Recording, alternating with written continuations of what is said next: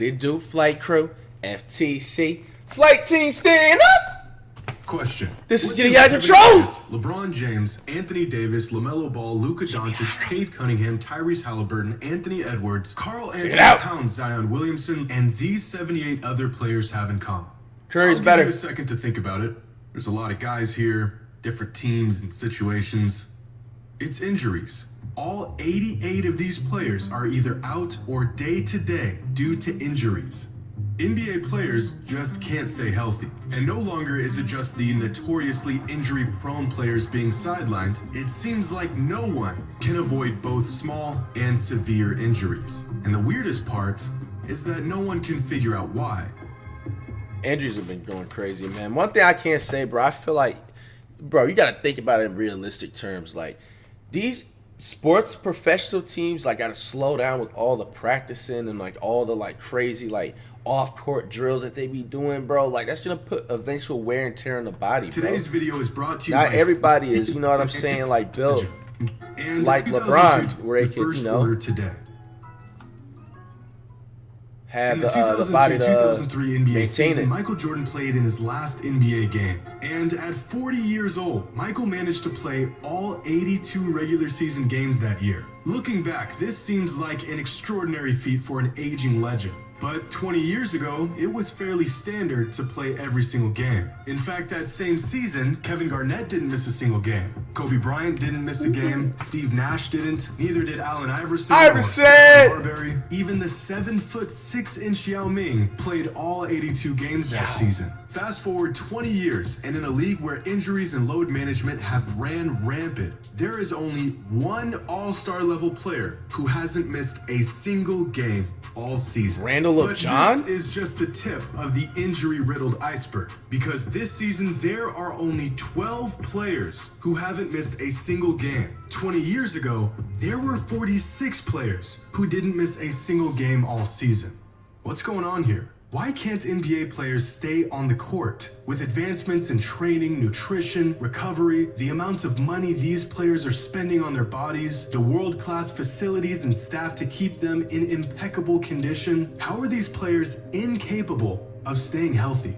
Well, we have some theories. Yo, where are they shipping LeBron to? Has an answer. There are currently 88 players throughout the NBA listed as out or day-to-day due to injuries. Wow. That is 20% of the entire league sidelined because of injuries. Over the last week, videos have surfaced from around the league of multiple players getting injured in the middle of their pre-game warm-ups, which has only shined an even brighter light on this issue that has been getting worse and worse each season. NBA players just can't stay healthy.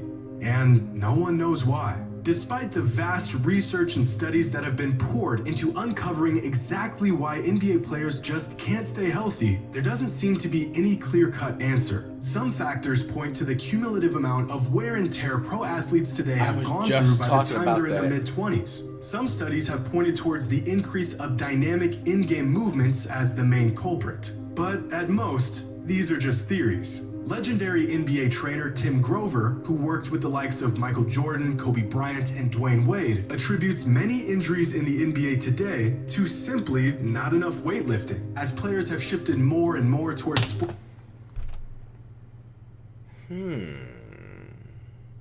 So they're saying that players either lift weights more. Specific workouts and movements. But that's gonna make you slower, like agility-wise. So it's like you gotta also split the difference and have a balance with it. Bodies have almost become unfamiliar with simple things like repetitive body weight impact and quick changes in momentum. You build a foundation by lifting weights. You have so much more resources, less contact, and more injuries. It's mind-boggling to me. It's because everything is rubber band, everything is resistance, everything is cable. When you get hit, when you jump, when you land, there's no pulleys, there's no cables. Your body weight is the metal.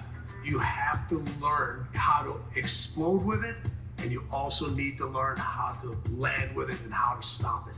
And that's what metal does. It teaches you to lift it, but it also teaches you to put it down. Accelerate and decelerate. Grover also speculates that it's not what the players are doing today that leads them to injuries, it's what they've done in the past. In an article published by Sports Illustrated back in 2014, Grover explains, players aren't sustaining these injuries because of the games they're playing. They're getting these injuries because of the number of practices and games they've already played. Hundreds of games, thousands of hours since they were old enough to pick up a ball. Pee-wee, youth league, summer camps, travel teams, AAU, high school, college. A relentless schedule of games, practice, travel, and training, sometimes And see, this is another thing, like, this is now thinking, this is why I don't understand why the NBA, you can't just go out of high school like you was able to back in the day. Like, for example, like LeBron or like other players like Kevin Garnett, like even players like Jermaine O'Neal, you know what I'm saying, went out of high school, bro. Like, bro, Jermaine O'Neal was literally, I believe, like 18 or almost, like he was 17 turning 18 going into the NBA, bro. You know what I'm saying? Like, why can't that be happening more often, bro? Because when you think about it, if you just get someone like right out of high school, instead of them having to play experienced ball within a year or them having to go off to college, bro, like that's already wear and tear in the body. Now they got like straight fresh legs, and now they're already gonna get used to the NBA court. It's because like once you play at a different level, regardless of what anybody want to say, you in the D League, G League, whatever you want to call it, bro, whether you're playing overseas or whatever you play in college, that's still a certain level of basketball. That's still a certain amount. It's probably actually like double the work, like low key for like less of what you're, you know what I'm saying, getting if you think about it. You know what I'm saying? Most of the time, basketball teams, especially like NCAA, we see average. We not right now. We're watching the March Madness and stuff with you guys. Like, you know how they full court press and half court press, like literally like 25-8 the entire time. You know what I'm saying? Like, they don't do that in the NBA, so it's like your body has to go through all that wear and tear and get through, you know what I'm saying, all that, you know, storm first, instead of you can just come out of high school, bro. No time to play or train for other sports. End result, the same muscles, ligaments, tendons, and joints are used over and over again in the same direction, the same angles, the same motions. What piece of machinery doesn't eventually give out from repeated use over many years? At some point, the body just says, enough. Now, this theory of players putting far too many miles on their body by the time they reach the pros seems to be one of the more popular and accepted theory on these injuries. Another solid explanation for the rise of injuries around the league says the answer can be found in how the game is played today in contrast to how it was played in the past. 3 decades ago, the game wasn't nearly as spaced out as it is today. A more compact court means less ground to cover, less cuts, less movement, and less opportunity to get hurt. But no, that's not even an argument, because back then there was hand checking, bro. Players was literally able to tackle players. There was scraps being allowed to be made. There was literally rivalries, even though I wasn't watching because I wasn't born yet, you know what I'm saying, in like early 90s, 80s and stuff, like watching, you know what I'm saying, that type of ball. You can see from the highlights, bro, they had the hand checking, the elbows. Like, bro, there's way worse. Instead of chasing shooters, bro, if they had hand checking in this game of basketball, bro, a lot of these NBA players would last, even like the best of the best, like all-star superstars, they would last like no more than 5 seasons, bro. Like, 8 minutes, offenses were usually played from the inside out, so defense was focused in the trenches, around the basket, where you might bang a knee or catch an elbow. Fast forward to today's game, and no player is exempt from playing cat and mouse for 4 quarters, running around screens, making 90-degree cuts at full speed, attempting to cover 15 feet in a split second as you close out on a shooter, and then forcing your body to come to a stop on a dime in an effort to not crash into him. These movements are violent. Your joints and muscles and ligaments can only move and stop and start like this so many times before they shut down. Years ago, the NBA just wasn't played at this speed, and the off-ball movement and spacing wasn't nearly this complex. But what do the players think? I mean, they are the ones experiencing this influx in injuries after all. Well, just a couple weeks ago, Paul George touched on the subject in an interview with JJ Redick and stated that players are getting injured more now than before because they don't practice enough. Which sounds counterintuitive, but his reasoning makes sense. Now they're like, teams don't really practice. You know, we're not getting up and down. You know, there's just, it's a lost art when it comes to that hard practicing.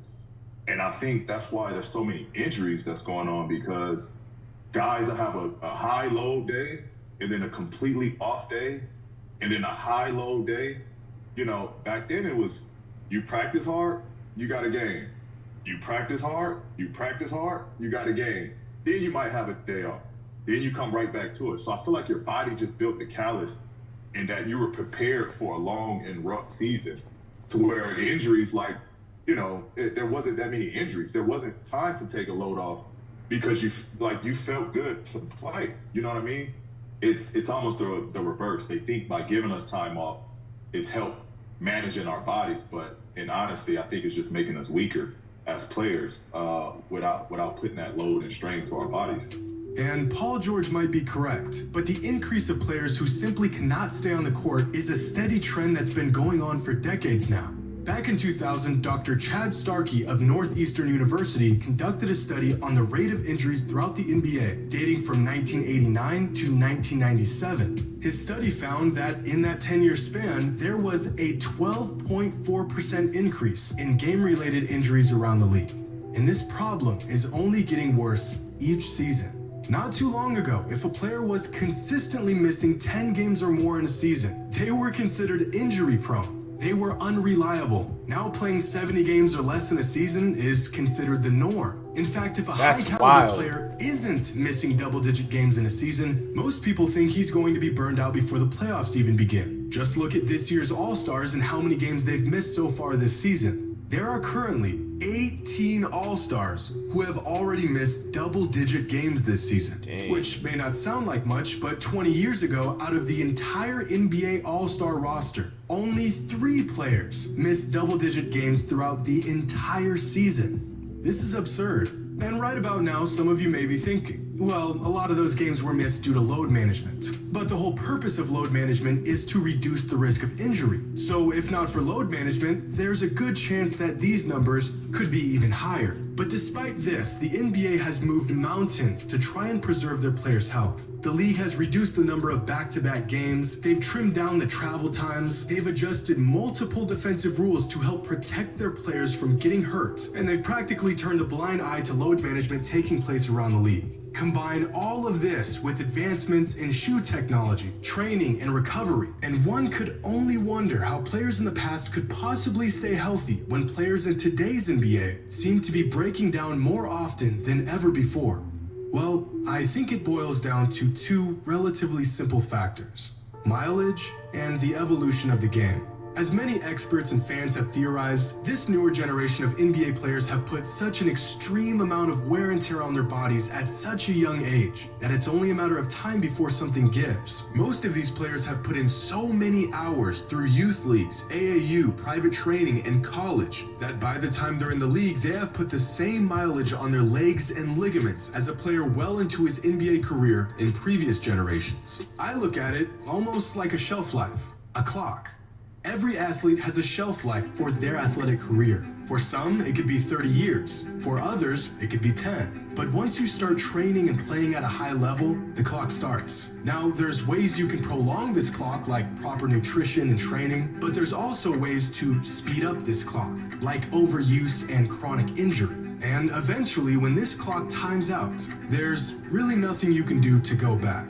From that point on, every move you make will be at the risk of injury. NBA players today not only started their clocks much sooner than players in the past, but they are also constantly speeding up their clock with nagging and sometimes even severe injuries. And as we stated before, the second and most overlooked aspect of this whole thing is the evolution of the game. At the NBA level, basketball is played so fast and so hard with so many violent cuts and redirections and weird, awkward movements that even the best athletes in the world can only take so much. At some point, all these jarring movements are gonna take a toll.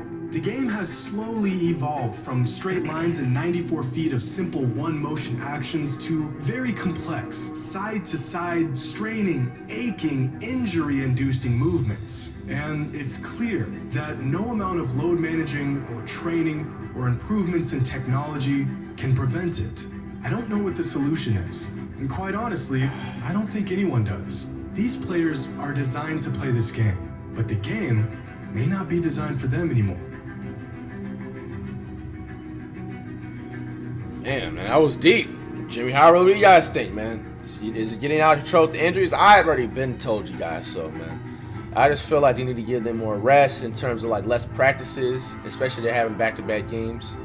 Who knows, man? Hopefully this doesn't turn into like, them reducing like the NBA season, making it. What if they'd make it? Because back in the day, did you know that there was like less than 82 games? I believe there was like what 60 or 70, like before like the 70s and 80s maybe.